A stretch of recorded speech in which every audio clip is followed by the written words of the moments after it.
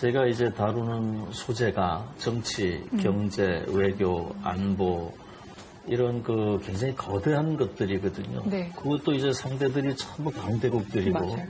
레이건이라든지 고르바초프라든지 자 이런 사람을 우리 사회의 그냥 뭐 장사미사가 나와가지고 한다는 건 소설 자체가 아예 설정이 안 돼요. 저희 소설은 그 어떤 문학적 향기가 나는 그런 글맛이 나는 소설이라기보다는 그것이 좀 더 이 시대를 살아가는 우리가 가져야 될 이 세계에 대한 방향감, 네. 또 이 어떤 생각으로 이 사회를 개혁시켜 나가고 바꿔 나가야 되느냐 하는 그 좀 내면적 의식이라도 개인적 차원이 아니라 어떤 이 사회적 차원, 또 네. 국가적 차원에서의 어떤 그 깨달음 이런 주로 메시지 전달에 이 포커스가 맞춰져 네. 있기 때문에 네. 다소 억지스럽죠. 그런데 아주 억지스럽지는 않습니다. 왜냐하면은 이 세상이 어마어마한 것 같아도 실제로 이 세상을 움직여 나가는 아주 어마어마한 몇몇 개인들이 있거든요. 또 하나의 또 중요한 인물이 있습니다. 바로 이제 문인인데요. 미국 연방수사국에서 체포가 돼서 지민이 덴버리 교도소에 구금이 됐을 때 만납니다. 그 이 문이라는 인물이 이제 실존 인물이잖아요. 그렇습니다. 그러니까 저는 이제 김진명 작가님이 이 소설에 네. 문선명이라는 분을 실명으로 네. 등장시키면서 깜짝 놀랐어요, 사실은. 네. 물론 이제 이 사건과 연관지어서 90년에 고르바초프와의 면담, 91년에 김일성과 회담이라는 건 역사적인 팩트입니다. 네. 근데 그 팩트를 가지고 들어오셔서 이제 사실은 전체 이 공산주의 붕괴라고 하는 과정에 네. 문선명 총재라는 사람이 가진 영향력을 일정으로 쭉 좀 쓰고 있었습니다. 그래서 저는 상당히 놀랍기도 하고 흥미롭게 봤는데요. 잘 아시는 것처럼 이제 문선명 총재는 이제 평북 정주 출신입니다. 제가 고향도 한번 가봤었는데 그 미국이나 일본으로 이렇게 전 세계를 돌아다니면서 이른바 통일교라고 하는 특별한 하나의 이제 종교 단체를 비롯해서 이제 많은 사람들을 이끌었던 사람인데 이제 이분이 갖는 우리 한국에서의 거부감 같은 분명히 있습니다. 우리나라에서 이분을 직접적으로 건드린다는 건 쉬운 일이 아닌데 우리 작가님이 이를 집어넣어서 제가 한번 말씀을 듣고 싶은 생각도 있었습니다. 오늘 네, 네. 질문을 드리고 싶고요. 또 하나는 이제 그럼에도 불구하고 이 문선명이라는 사람이 그동안 평생을 살아왔던 게 가장 초반부에 했던 게 승공운동입니다. 국제승공연합 총재를 하면서 냉전 시기에 공산주의를 어떻게 하면 물리칠 것인가에 대한 전 세계적인 운동을 이끌었던 사람은 분명한 사실입니다. 그리고 90년, 그러니까 고르바초프가 소련이 붕괴되기 직전에 실제로 모스크바 가서 만나서 공산주의 포기 선언을 했던 사람이기도 하고 91년에는 사실은 우리나라로 치면 남북 간에 탈냉전이 돼가지고 기본합의서 체결 이전에 사실은 가장 먼저 김일성을 만나서 단독 면담을 한 것도 사실입니다. 그것이 사실 우리 남북 관계에 상당히 많은 영향을 미치기도 했고요. 그래서 네. 그 역사적 팩트가 있기 때문에 네. 그 팩트를 가지고 와서 전체 승공운동이라고 하는 큰 맥락 속에서 이 칼빅 공공축기 사건 이후에 공산주의 붕괴 과정을 자연스럽게 이렇게 삽입시킨 게 아닌가 저는 개인적으로 그렇게 생각을 하고 있습니다. 미 연방수사국에 의해 체포돼 덴버리 교도소에 구금된 지민. 어느 날 교도소장이 호출을 받는데 아무도 모르게 이 사람 경호를 좀 맡아주었으면 해. 뭐하는 사람인데요? 무니즘을 만든 그 무니야. 그 사람이 만든 일종의 종교야. 그걸 무니즘. 믿는 사람을 무니스트라 하더군. 문의 경호를 맡게 된 지민은 어느 날 면회하러 나가는 문을 따라 나섰다. 카플란 박사, 먼 길인데 여행은 힘들지 않았소? 문을 찾아온 사람은 국제과학통일회의 의장이자 시카고 대학교 정치학과 카플린 교수였다. 내년 스위스 대회에는 세계적으로 저명한 과학자들 342명이 참가하기로 했습니다. 카플란 박사, 내가 오늘 박사를 급히 오라고 한 것은 때가 되었기 때문이요. 그 자리에서 공산주의 종언을 선포하시오. 예? 뭐라고요? 소련이 7년 안에 멸망한다고 발표하란 얘기요. 동생의 죽음과 소련 전투기 조종사에 대한 악몽을 꾼 지민. 지민은 주먹이 다 까져 피로 물들도록 벽을 치며 애끓는 가슴을 잠재우곤 했다. 말해봐요. 그 전지전능한 하느님도 위대한 대한민국도 아무도 무엇도 해주지 않아. 내가 해야 해요. 나는 소련으로 가야 해요. 시포비치, 그자를 죽여야만 해. 누구도 소련을 응징하지 못하고 입으로 떠들 뿐이요. 기껏해야 머리를 두르고 길거리에 나와서 애먼 행인들한테 외칠 뿐이고 이 나라 저 나라 뉴스에 반찬거리로 내놓을 뿐이야. 죽이려는 자가 오시포비치요. 맞소. 왜 오시포비치요? 기왕 소련에 복수할 거라면 서기장쯤은 쏘아야 하는 것 아니야? 오시포비치든 서기장이든 다 쏠 테니 제발 날 좀 보내줘요. 팩트만 조사를 한 결과 이 문이라는 사람이 공산주의 붕괴의 최전선에서 굉장히 노력을 했더군요. 아무도 믿고 있지 않을 때에 그게 아마 1984년 그 무렵에 네. 그 소련은 7년 안에 반드시 붕괴한다. 네.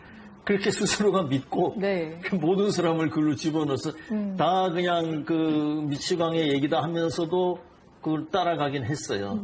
실제로 91년에 공산주의가 네. 문을 닫았으니까요. 네. 또 이제 이 사람하고 그 고르바초프의 만남이 굉장히 중요해요. 왜냐하면 고르바초프가 전통적인 소련의 힘을 다 가진 사람은 아니에요. 칼기 격추에 대해서 소련이 잘못 그 대응하고 거짓으로 일관하고 하다 보니까 이 젊은 정치국원들한테로 넘어갔거든요. 네.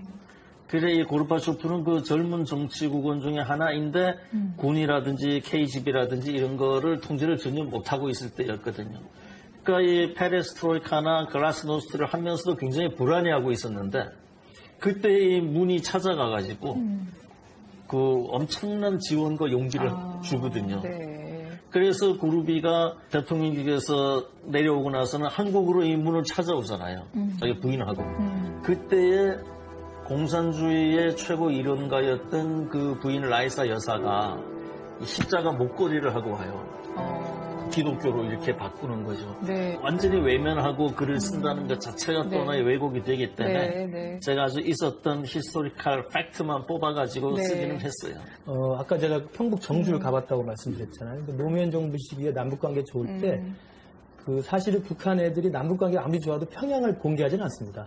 특히 관광 상품을 내놓지 않거든요. 네. 금강산 관광 정도가 이제 됐고 개성 관광이 됐었던 시절이죠. 근데 당시 통일그룹에서 하는 여행사에다가 특별히 2005년일 겁니다. 2005년 한 3개월 정도만 시범적으로 네. 평양관광을 열어줘요. 아. 그 정도로 당시 통일그룹과 문선명 총재에 대한 북한 측의 신임은 대단했습니다. 네. 그래서 그때 2005년에 평양관광이 열려서 제가 그때 처음 시범관광단 1호로 가서 관광을 했고, 그 다음에 이제 그러다 보니까 이 통일그룹에 대한 애우 차원에서 해준 상품이라서 문선명 총재의 고향인 정주까지 개방을 합니다.